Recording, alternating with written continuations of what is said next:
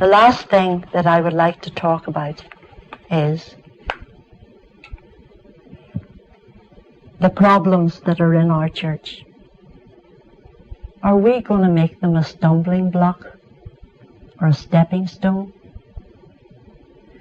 If we, each of us, worked like we'd never worked before, if we prayed like we'd never prayed before, instead of believing all the rumors we hear, all the gossip we hear, and disliking people and wondering why they're doing such things and ridiculing everything, instead of doing that, if we could really, really pray for each other. Because Jesus said that we have to forgive our enemies. We have to love our enemies in order that we become the children of God. So if you and I are trying to make a demonstration for a physical problem or any other kind of a problem, and we don't seem to be getting answers, it's probably because we're not including everyone in our prayers. That includes our so-called enemies, or those that we don't like. Do we know that they're all God's children too? Each and every one of them? And in Mrs. Eddy's lovely article on Love Your Enemies, which I love so much, she said, "Who is thine enemy, that thou shouldst love him? Is it a creature or a thing outside thine own creation? Simply count your enemy to be that which defiles, defaces, and dethrones the Christ image that you should reflect." Now, when we see an enemy or someone that we don't like,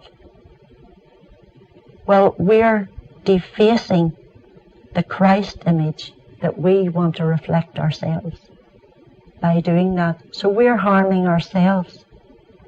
She goes on to say, whatever purifies, sanctifies, and consecrates human life is not an enemy, however much we suffer in the process.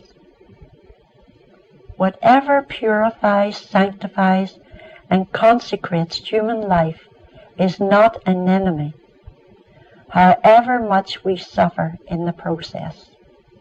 Shakespeare writes, "Sweet are the uses of adversity." And Jesus said, "Blessed are ye, when men shall revile you and persecute you, and shall say all manner of evil against you falsely for my sake.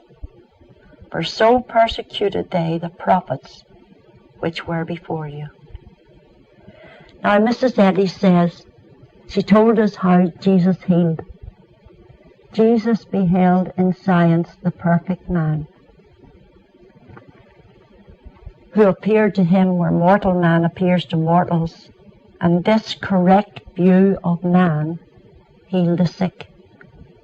Well, that doesn't just mean a correct view of me or of you, but a correct view of our so-called enemies.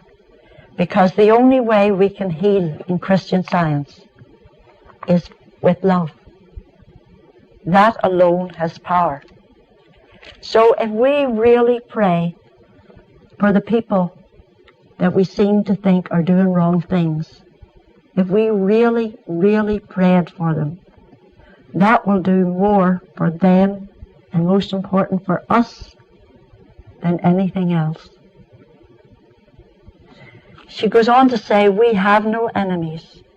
Whatever envy, hatred, revenge, the most remorseless motives that govern mortal mind, whatever these try to do, shall work together for good to them that love God. Why? Because he has called his own, armed them, equipped them, and furnished them defenses impregnable. Their God will not let them be lost, and if they fall, they shall rise again, stronger than before the fall. Stronger than before the stumble. The good cannot lose their God, their help in times of trouble. If they mistake the divine command, they will recover it countermand their order, retrace their steps, and reinstate his orders, more assured to press on safely. The best lesson of their lives is gained by crossing swords with temptation, with fear, and the besetments of evil, insomuch as they thereby have tried their strength and proven it, insomuch as they have found their strength made perfect in weakness, and their fear is self-immolated.